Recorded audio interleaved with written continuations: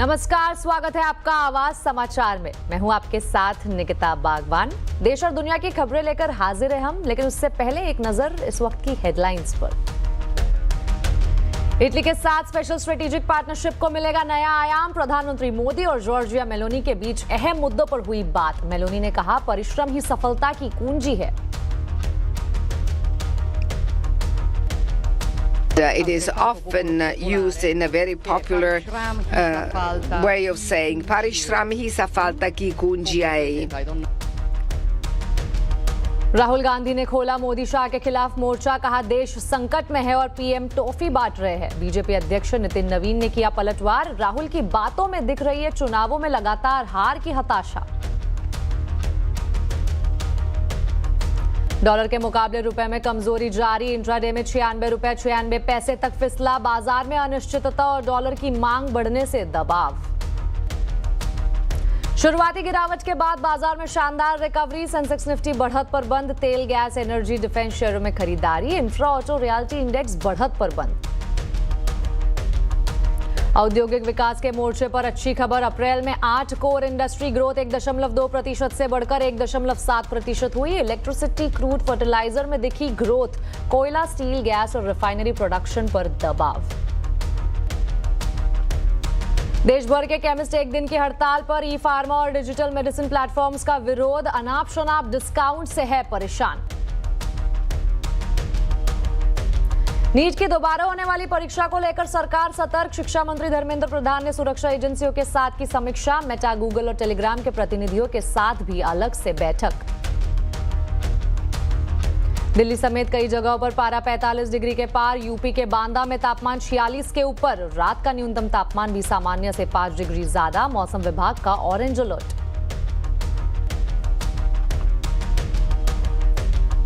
Italy के दौरे पर गए प्रधानमंत्री मोदी का आज इटली की पीएम मेलोनी के साथ द्विपक्षीय चर्चा होनी है और उससे पहले उनका गर्मजोशी से स्वागत भी किया गया। पीएम मोदी को गार्ड ऑफ ऑनर दिया गया। पीएम मोदी और इटली की पीएम मेलोनी की द्विपक्षीय वार्ता हुई। पीएम मोदी के साथ विदेश मंत्री एस जयशंकर भी इस बातचीत में शामिल रहे। मेलोनी ने कहा कि भारत और इटली के संबंधों का एक नया दौर जल्द आने वाला है। प्रधानमंत्री मोदी ने कहा है कि दोनों देश स्ट्रेटेजिक रिलेशन को नई ऊंचाइयों पर ले जाएंगे। दोनों देशों का व्यापार लक्ष्य 20 बिलियन यूरो तय किया गया है। आज की बैठक में हमने हमारी भावी साझेदारी को और सशक्त बनाने के लिए विस्तृत रूप से चर्चा की। Bharat Italy joint strategic action plan 2025 to 2029 हमारी साझेदारी को एक प्रैक्टिकल और फ्यूचरिस्टिक ढांचा प्रदान करता है। हम इस पर समयबद्ध तरीके से आगे बढ़ रहे हैं। हमारे साझा प्रयासों में द्विपक्षीय व्यापार के 20 बिलियन यूरो के लक्ष्य की ओर तेजी से बढ़ रहा है। भारत में मौजूद 800 से अधिक इटालियन कंपनीज भारत की ग्रोथ स्टोरी में सक्रिय भागीदार बन रही हैं। वहीं जॉर्जिया मेलोनी ने प्रधानमंत्री मोदी की तारीफ करते हुए कहा है कि हम दोनों देशों के रिश्तों में एक नया अध्याय लिख रहे हैं। उन्होंने हिंदी में कहावत का इस्तेमाल करते हुए कहा कि परिश्रम ही सफलता की कुंजी है। Visit of yours is an honor for us and opens a new page in the relations with our countries. It's not going to be the last one in this long book that you are writing together with resolution, doing our work in the best possible way. There is an Indian word which states that very well, which is parishram. Parishram, which means hard work, constant commitment, fatigue, a word which I know is very often used in India, and it is often used in a very popular way of saying "Parishram hi safalta ki kunji hai." साथ ही प्रधानमंत्री मोदी के Italy दौरे की तस्वीरें पूरी दुनिया में चर्चा का विषय बनी हुई है। पहली तस्वीर दिन की है, जहां इटली की प्रधानमंत्री जॉर्जिया मेलोनी पीएम मोदी को बेहद आत्मीय अंदाज में कुछ दिखाती नजर आ रही है। वहीं पीएम मोदी ने जॉर्जिया मेलोनी को मेलोडी टॉफी का पैकेज गिफ्ट किया। इसके अलावा दोनों नेताओं ने रोम के ऐतिहासिक कोलोसियम का दौरा भी किया। पीएम मोदी ने इटली की पीएम से मुलाकात का जिक्र अपने सोशल मीडिया पोस्ट में भी किया है। एक तरफ प्रधानमंत्री मोदी इस वक्त यूरोप के दौरे पर है और दूसरी तरफ देश में सियासी तूफान खड़ा हो गया है। राहुल गांधी ने आरएसएस, पीएम मोदी और अमित शाह पर विवादित बयान दिया है। राहुल गांधी के आपत्तिजनक बयान के बाद बीजेपी ने राहुल पर हमला तेज कर दिया है। बीजेपी ने कहा है कि राहुल गांधी पाकिस्तान की भाषा बोल रहे हैं। मैंने खुल के कहा है कि नरेंद्र मोदी, अमित शाह संविधान पर आक्रमण कर रहे हैं। तो संविधान को नष्ट करता है, उसको आप क्या कहोगे? उसको क्या कहोगे? गद्दार कहोगे। क्या वो जाकर मेलोनी जी के साथ टॉफी खा रहे हैं, प्राइम मिनिस्टर और वीडियो बना रहे जैसे मजाक चल रहा है। वापस आएंगे, आप देखना क्या होता है। वहीं इस पर बीजेपी ने राहुल गांधी पर पलटवार किया है और कहा है कि राहुल गांधी पाकिस्तान की भाषा बोल रहे हैं। राहुल गांधी जी, आपका बयान बहुत ही दुर्भाग्यपूर्ण है। आपने केवल नरेंद्र मोदी का ही अपमान नहीं, आपने देश की 140 करोड़ जनता का अपमान किया है। लेकिन शायद आप पुराने चीज़ों से सबक नहीं सीखते हैं। देश की जनता ने जब आपने आदरणीय नरेंद्र मोदी जी का अपमान किया है, तब इस देश की जनता ने नरेंद्र मोदी को जीत दिया है। देश की जनता ने जीत का माला नरेंद्र मोदी को पहनाने का काम किया है। तो आने वाले समय में भी आपको इस बयानों के लिए, दुर्भाग्यपूर्ण बयानों के लिए निश्चित रूप से बड़ी कीमत चुकानी पड़ेगी। और अमेरिका ईरान जंग से पूरी दुनिया में आर्थिक तूफान का खतरा है, लेकिन सरकार और विपक्ष एक दूसरे पर लड़ रहे हैं। आज हम आवाज अड्डा में इसी पर चर्चा कर रहे हैं। आर्थिक तूफान, सियासी घमासान। जरूर जुड़िए शाम 7:57 पर। उत्तर भारत में भीषण गर्मी ने आग लगा रखी है। दिल्ली से लेकर उत्तर प्रदेश, राजस्थान, हरियाणा और पंजाब तक पूरा उत्तर भारत मानो हीट चेंबर में बदल चुका है। जहां दिल्ली में तापमान 45 डिग्री के पार पहुंच गया है, वहीं उत्तर प्रदेश के बांदा में 48 डिग्री सेल्सियस के साथ इस समय देश का सबसे गर्म शहर बन चुका है। आने वाले दिनों में हालात और खराब होने वाले हैं। इस गर्मी से लोग कैसे बच रहे हैं, आइए देखते हैं। बताइए, इतनी गर्मी है तब भी आप लोग घूमने का मजा नहीं छोड़ रहे हैं? या हम नहीं छोड़ रहे, क्योंकि घूमना तो अच्छा रहता है, बट जैसे India Gate has you all know like it's very famous and here you also know the temperature is very hot, like almost like 44 degree and like if you compare other place like Mussoorie and Uttarakhand and Nainital, the temperature is like 35 and 40। गर्मी से बचने के लिए क्या क्या कर रही हैं इस वक्त? बस छाछ, दही वगैरह, जूस वगैरह ले रहे हैं। कैसे बचने की कोशिश कर रही हैं गर्मी से? फिलहाल तो एक स्टॉल लेके काम चला रहे ताकि धूप से बच सके। बहुत ही ज्यादा गर्मी होने के कारण एनर्जी ही नहीं हमारे बॉडी में। जी, घर में ज्यादा गर्मी थी कि यहाँ पे ज्यादा गर्मी है? यहाँ पे हैंडल नहीं हो पा रहा हम लोग से। इतनी गर्मी है कि एसी भी काम नहीं कर रहा है? नहीं कर रहा सर काम। जी हाँ, तो देखिए अधिकतर लोगों से जिससे हमने बात की उनका यही कहना है कि भाई इतनी गर्मी है कि एसी भी फेल हो चुका है। तो इसलिए कोशिश ये करें कि अपना ख्याल रखें, घर के अंदर ही अधिकतर रहें। तो इस भीषण गर्मी में अपनी सेहत को बचाना सबसे बड़ी चुनौती है। हमारे साथ है रेडिक्स हेल्थ केयर के सीएमडी डॉक्टर रवि मलिक। आइए उनसे बातचीत करते हैं। डॉक्टर मलिक, बहुत बहुत स्वागत है आपका सीएनबीसी आवाज पर।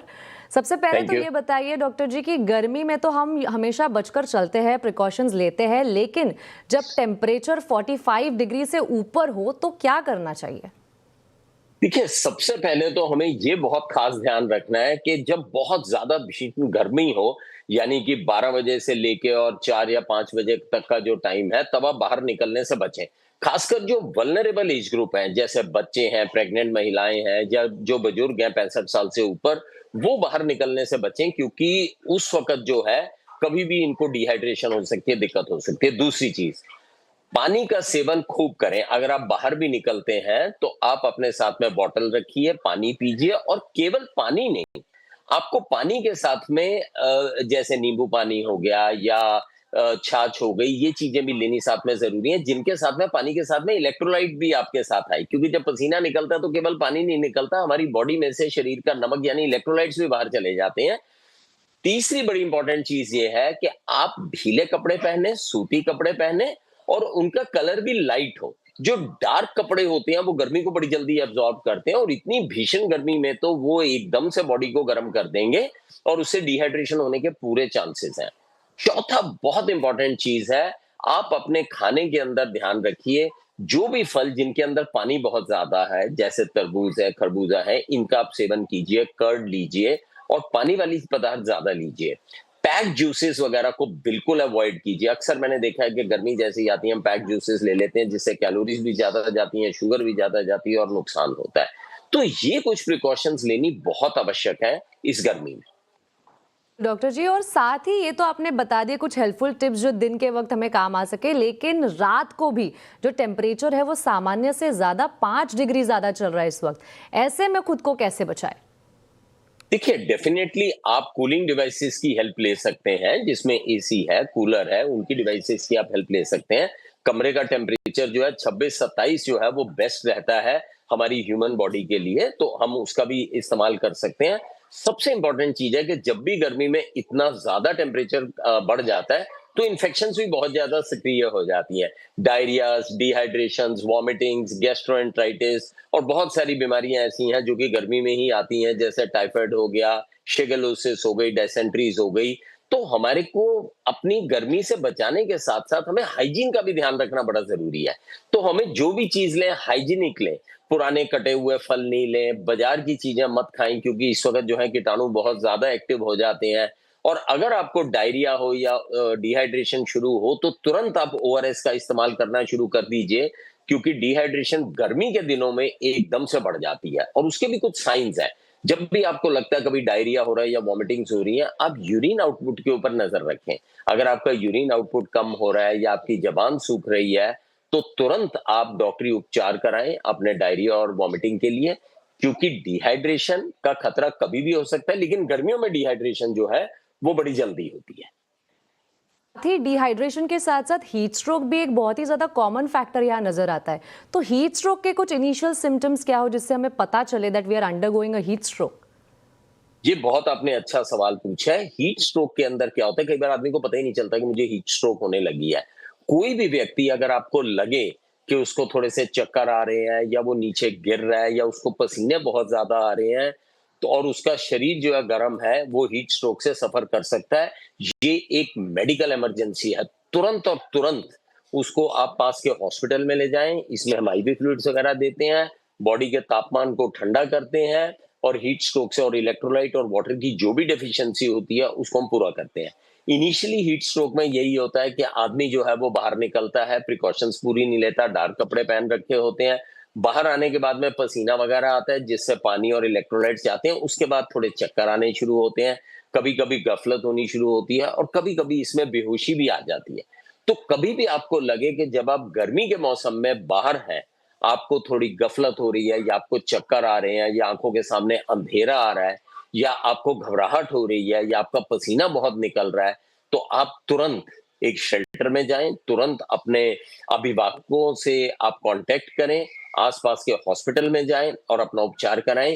हीट स्ट्रोक से मृत्यु भी हो सकती है। अगर समय रहते हीट स्ट्रोक का इलाज किया जाता है तो फिर इसमें कोई प्रॉब्लम नहीं होती। मलिक, आपका बहुत बहुत शुक्रिया इन सारे डिटेल टिप्स के लिए और हमारे साथ यहाँ जुड़ने के लिए। बढ़ते हैं अगली खबर की ओर। सरकार नीट की दोबारा होने वाली परीक्षा को लेकर पूरी एहतियात बरत रही है। आज शिक्षा मंत्री धर्मेंद्र प्रधान ने री एग्जाम को लेकर एक हाई लेवल मीटिंग की। इसमें केंद्रीय सुरक्षा एजेंसियों और इंटेलिजेंस एजेंसियों के प्रतिनिधि भी शामिल हुए। साथ ही शिक्षा मंत्री ने मेटा, गूगल और टेलीग्राम के प्रतिनिधियों के साथ भी अलग से बैठक की है। सरकार को सूचना मिली है कि टेलीग्राम चैनलों पर गलत जानकारियां फैलाई जा रही है। शिक्षा मंत्री ने फर्जी टेलीग्राम चैनलों पर एक्शन की भी चेतावनी दी है। अब आपको बता दें, ऑनलाइन दवाइयों की बिक्री को लेकर आज देश भर में लाखों मेडिकल स्टोर्स बंद रखे गए। All India Organisation of Chemist and Druggist का आरोप है कि कई ऑनलाइन दवा कंपनियां बिना प्रिस्क्रिप्शन के दवाइयां बेच रही है। संगठन का कहना है कि कुछ युवा इन दवाइयों का गलत इस्तेमाल कर नशे की ओर बढ़ रहे हैं और उस वजह से उसका ऑर्डर भी कर रहे हैं। इस मुद्दे को लेकर अहमदाबाद में बंद का क्या असर रहा है और मेडिकल स्टोर्स की क्या स्थिति रही है, इसका जायजा लिया है हमारे संवाददाता केतन जोशी ने। पूरे देश में इसी तरह 12.5 लाख मेडिकल स्टोर है वो आज बंद है, क्योंकि ऑनलाइन वर्सेस ऑफलाइन का खेल है और एसोसिएशन का आरोप है कि इसमें अवैध दवाइयों की बिक्री भी ऑनलाइन के जरिए होती है। जसू भाई बताइए, आज तो आपने ये बंद सफल कर दिया, लेकिन आगे की रणनीति क्या रहने वाली है? हम 8 साल से सरकार को काफी जगह पे बात किया है और हमको जब तक डॉक्टर मनसुख भाई मांडविया थे तब तक ऑफिशियल ऑनलाइन को परमिशन नहीं दिया, लेकिन कोरोना काल दरमियान संक्रमण न फैले इसके हिसाब से एक ड्राफ्ट नोटिफिकेशन हुआ जो ऑफिशियल गैजेट नहीं हुआ है, तो संक्रमण ना हो, लोगों को डोर डिलीवरी मिले, उसका वही कारण था केंद्र सरकार का। लेकिन आज काफी साल बाद जब कोरोना चला गया फिर भी गैर कानूनी तरीके से ऑनलाइन का जो व्यापार हो रहा है, युवा धन को आज बर्बाद हो रहा है, क्योंकि 2047 में युवा देश के सर्वोच्च पे हो गए और देश आज 21वीं सदी की ओर जा रहा है।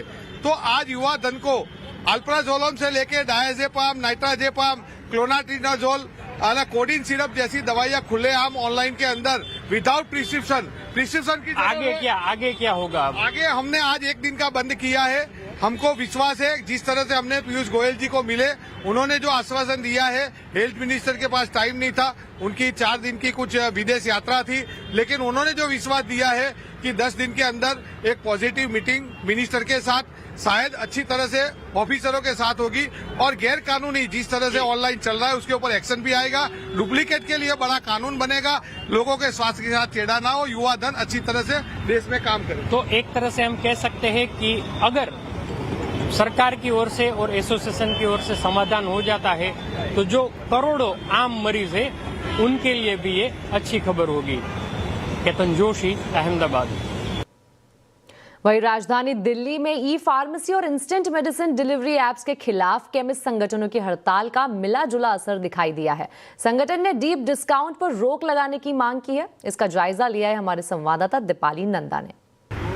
ई फार्मेसी और डीप डिस्काउंटिंग के विरोध में आज देश भर में केमिस्ट संगठनों की तरफ से हड़ताल की गई है। इस वक्त मैं मौजूद हूँ राजधानी दिल्ली में बंगाली मार्केट इलाके में और यहाँ पर आप देखेंगे इस जो बाजार में 4 से 5 केमिस्ट की दुकानें हैं जो इस वक्त बंद हैं। दुकानों का शटर डाउन है। विरोध किया जा रहा है ई फार्मेसी मॉडल का, खास तौर पर जो डीप डिस्काउंटिंग का मॉडल ई फार्मेसी कंपनियों की तरफ से अपनाया गया है, जहां पर 70 से 80% से ज़्यादा का डिस्काउंट दिया जाता है। इंस्टेंट डिलीवरी का मॉड्यूल अपनाया जाता है। तो इसके विरोध में आज केमिस्ट संगठनों की तरफ से ये हड़ताल बुलाई गई है। आम दिनों की बात करें तो इन केमिस्ट की दुकानों पर अक्सर आप पेशेंट्स को देखते हैं, उनके रिलेटिव्स को देखते हैं जो मेडिसिन खरीदने आते हैं, लेकिन आज यहाँ पर जो लोग सुबह से आ रहे हैं मेडिसिन खरीदने के लिए, उन्हें वापस लौटना पड़ रहा है क्योंकि दुकानों का शटर यहाँ पर डाउन किया गया है। आप सुबह से कोई पेशेंट आए यहाँ पर मेडिसिन के लिए? आए थे मैम, काफ़ी सारे पेशेंट आए हैं और काफ़ी सारे रिटर्न गए हैं कस्टमर हमारे, यही पूछ के कि आज दवाई की दुकान बंद है, आज हमें दवाई कैसे मिलेगी, कहाँ मिलेगी। तो काफ़ी परेशानियों का सामना करना पड़ रहा है कस्टमरों को। तो क्यों आप लोगों ने दुकान बंद की? मैम, दुकान बंद करने का मेन मुद्दा ये है कि ऑनलाइन जो फार्मेसी में जो केमिस्ट पे दवाइयाँ मिलती हैं वो पूरी तरीके से रोक लगाया जाए उसका, क्योंकि हमारा रिटेल वालों का जो काम है वो बहुत प्रभावित हुआ है इस चीज़ से। क्योंकि वो हैवी डिस्काउंट देते हैं वहाँ पे। अब हमारे को डिस्ट्रीब्यूटर से एक रिटेलर को मात्र 22-23% का मार्जिन मिलता है और कस्टमर हमें आके दिखाता है कि देखो जी ऑनलाइन हमें 20-25% डिस्काउंट मिल रहा है, तो आप क्यों नहीं दे रहे हैं। तो हम कहाँ से देंगे जब हमें मार्जिन ही उतना दे रही है डिस्ट्रीब्यूटर, तो हमें कैसे दे देंगे किसी को डिस्काउंट इतना। तो इस चीज़ को डीप डिस्काउंटिंग दी जा रही है ई फार्मेसी कंपनियों की तरफ से, उसका विरोध प्रदर्शन यहाँ पर किया जा रहा है। और साथ ही मैं आपको बता दूं, जो बिना प्रिस्क्रिप्शन के आसानी से ऑनलाइन दवाइयाँ बिक रही हैं उसका भी विरोध यहाँ पर केमिस्ट संगठन कर रहे हैं। मैं आपको बता दूं, राजधानी दिल्ली में जितने भी अस्पताल हैं, चाहे वो प्राइवेट हॉस्पिटल्स हो या फिर सरकारी हॉस्पिटल्स हो, उनके आसपास की जितनी भी केमिस्ट की दुकानें हैं वो इस वक्त खुली हुई हैं। वहाँ पर किसी भी तरह का हड़ताल का कोई असर देखने को नहीं मिल रहा है। लेकिन इस तरह के बाज़ारों की अगर हम बात करें जहां पर इंडिविजुअल रिटेलर्स की दुकानें हैं वहां पर ज़रूर हड़ताल दिखाई दे रही है और दुकानों का शटर डाउन है। दीपाली नंदा, दिल्ली। चलिए इसी के साथ आवाज समाचार में वक्त हो चुका है एक छोटे से ब्रेक का। खबरें आगे और भी है, बने रहिए हमारे साथ।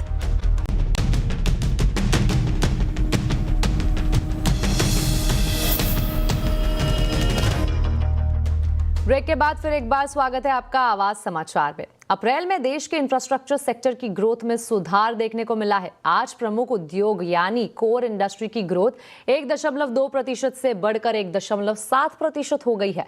सीमेंट प्रोडक्शन ग्रोथ 4.7% से बढ़कर 9.4% हो गई है। इलेक्ट्रिसिटी प्रोडक्शन ग्रोथ भी 0.8% से बढ़कर 4.1% हो गई है। वहीं crude oil production, fertiliser production growth की अगर बात करें तो वहां भी बढ़त दर्ज हुई है। कोल प्रोडक्शन ग्रोथ -4% से घटकर -8.7% पर आ गई है और स्टील प्रोडक्शन ग्रोथ भी 7.7% से घटकर 6.2% दर्ज हुई है। अब एक नजर आज के बाजार के हाल पर। शुरुआती दबाव के बाद बाजार में जोरदार रिकवरी देखने को मिली है और दिन के निचले स्तरों से संभलते हुए सेंसेक्स और निफ्टी बढ़त के साथ बंद हुए हैं। मिड कैप और स्मॉल कैप शेयरों में भी मजबूत खरीदारी रही है, जिससे दोनों इंडेक्स दिन के ऊपरी स्तरों के करीब बंद हुए हैं। कैसे रहा है आज के बाजार का हाल, बता रही है कंचन नौटियाल।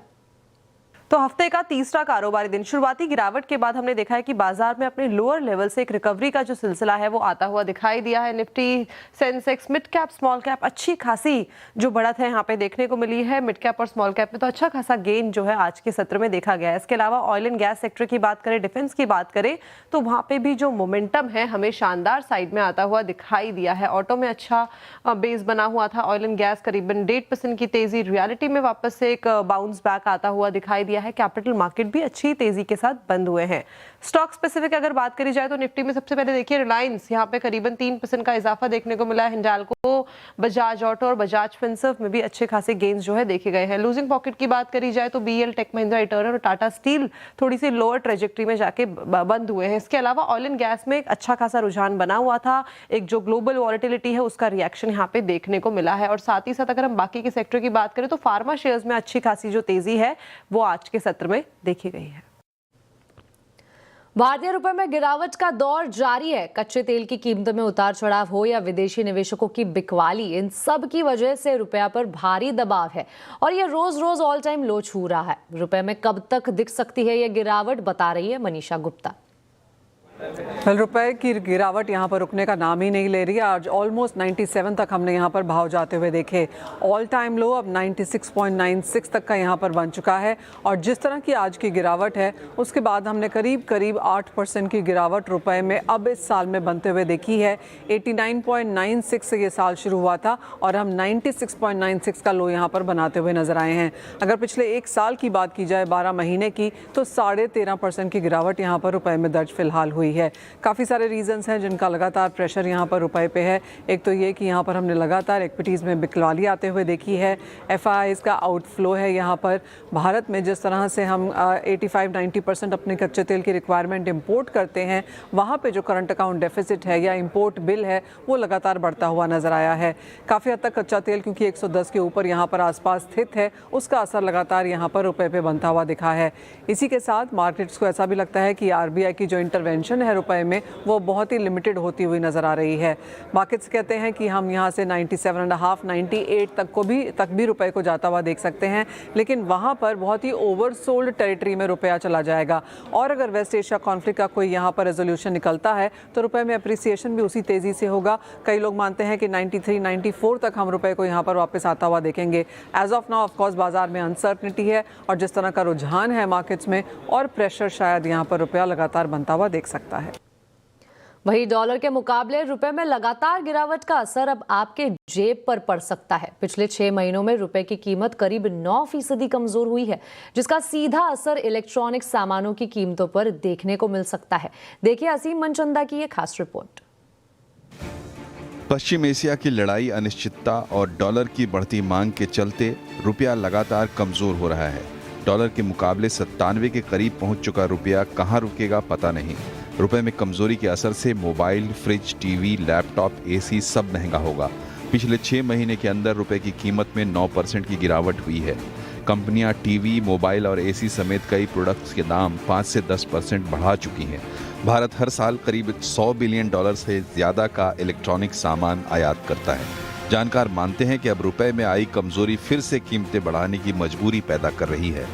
इंडस्ट्री पे सब पे असर है, ये पूरे कंट्री पे असर है और इस इंडस्ट्री में भी असर है। इसमें कुछ जो क्रिटिकल रॉ मटेरियल आते हैं पेट्रोकेमिकल प्लांट से बन के पीसीबी के लिए और मैन्युफैक्चरिंग के लिए, इंक्लूडिंग हेलियम गैसेस। सरकार रुपए में गिरावट कम करने के लिए कई कदम उठा रही है, लेकिन वॉर के चलते इलेक्ट्रॉनिक्स का सप्लाई चेन भी प्रभावित हो रहा है। असीम मनचंदा, दिल्ली।